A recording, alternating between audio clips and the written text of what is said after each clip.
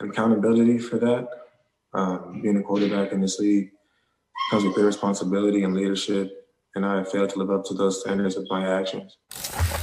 I accept the consequences for my actions and decisions to take away my captaincy. I'll do everything in my power to make the most of my second chance. Okay, Dwayne Haskins apologizing after being fined $40,000 in addition to being stripped of his captaincy title. This is after being photographed with no mask at an event with strippers. Washington 6-8, first in the division. They play Carolina on Sunday. Louis Riddick back here with us. Okay, Max, there's that. A lot to unpack. I'm going to focus on the NFC East. Who do you think is going to win it? Molly, ready for this? My New York Football Giants. Molly, our New York Football Giants. Yeah? This is faith-based. Okay. It's the holidays. Why not, Let's get right? it. That's right. Look, I'm going to say this. Daniel Jones was trending in the right direction before he got hurt. But what we saw, don't get fooled by a bad loss to Arizona. What we saw with Daniel Jones is he needs his wheels, right? Like a lot of quarterbacks nowadays, especially who start early in their career, and mobility is so highly prized now for obvious reasons, a dual-threat quarterback. If Daniel Jones doesn't have his wheels, he's a sitting duck. He is not good enough in the pocket yet. When he does have his wheels, he is an average NFL quarterback already, maybe a tick below, but trending in that direction. Maybe he can be above average next year if that kind of pace of development continues. So we have that. Now we have a Giants team who's shown the ability to upset good teams this year, right? Even without Daniel Jones. And we have a Ravens game. That's going to be tough, but I don't think it's unwinnable if Daniel Jones plays. And the Cowboys last week of the season. Giants need to win both. They need help from Washington right now. And I think they might get it. Because without Alex Smith, this Washington team is not very good.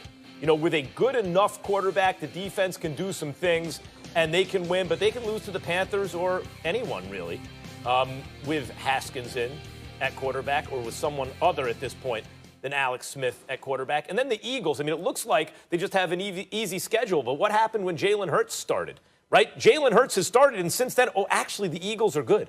Actually, Doug Peterson can actually coach his butt off, apparently, right?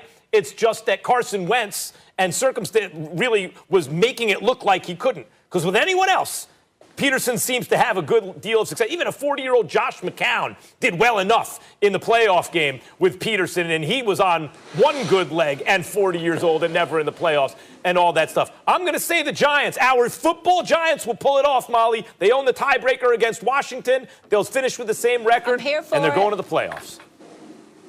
All right, Denny Dunn, get healthy. What do you think, Lewis?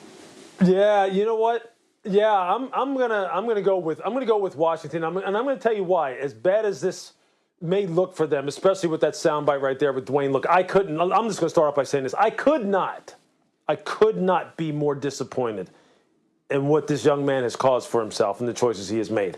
I could not be more disappointed because of all the different things that he knew he had to prove this year.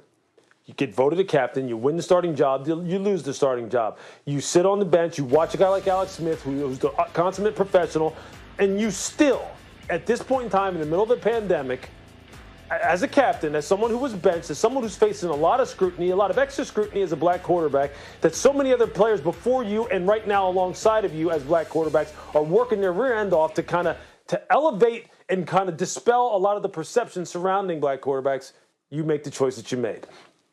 That's just ridiculously annoying to me. That being said, going into this week against Carolina, what they need is Antonio Gibson to be healthy. They need Alex Smith to get back. I don't know if Alex Smith gets back this week. I see that he had limited participation in practice, just like Antonio Gibson. This needs to be a run-centric game plan, and then they need to lean on this defense, which is absolutely lights out, and a defense that could just terrorize Carolina. That's what they're going to have to be, a run-centric team. Lean on this defense, they win this game. Then they have a showdown with Philadelphia, where, again, those 4 first-rounders up front on defense have to set the tone. They have to play great situational defense against Jalen Hurts and this revitalized Philadelphia Eagles team, third down in red zone, which they're one of the very best in the NFL. And they'll win the game. They need Alex Smith back. They need to be a run-centric team. take the air out of the football and play one of those ugly type games, and they win the division. They win the division. And I don't think that's out of the realm of possibility. I don't think that's far-fetched. And in a season where the NFC East has just been down, to say the least, I think they have a clear pathway to go ahead and winning it. Louis, I only interrupt because we don't have a lot of time, and I want to get into the point you made about Haskins. As a black man, I would not question, especially one who's played in the NFL, now has been an executive, should be a GM. Wish you were the GM of the Giants. I wish that choice was made originally. And they're now on television. You know how hard it's been in a way that someone who hasn't been in your position doesn't. And I feel your pain when you say as a black quarterback and the stereotypes, et cetera. In Haskins' case, actually, though, first of all, I think we're past black quarterbacks and the responsibility that comes with being specifically a black quarterback, because now there are lots and lots of black quarterbacks. And even the stereotype, right? The stereotype was the black quarterbacks are mobile and the white quarterbacks are not. In fact, Haskins went later than Daniel Jones because Daniel Jones was mobile. Haskins was more like an old school quarterback. Good, strong arm, not the biggest arm, but good, strong arm. 1-year starter in college, made real improvement, pocket passer, looked like an old school pro type guy. Those guys take 2 or 3 years to become good players, you know? Those guys don't hit the ground running literally and figuratively. That's Dwayne Haskins. I haven't given up. In terms of his bad decision that he made, you know what? This is that stereotype. He's young and stupid because young people are stupid. Like I was stupid when I was that age. Most young people are, not all of them, but most of them. When you're a franchise quarterback, you're not supposed to be as dumb as the rest of us. But he was, and I wouldn't say that's a disqualifying kind of end of the world. I'm so disappointed they made a mistake. I would give Haskins time. I think he's shown enough in college and so far in this pro career, given the style of player he is, that I would give him time. So far, he's a first-round bust, but I don't know that the story's going to end that way.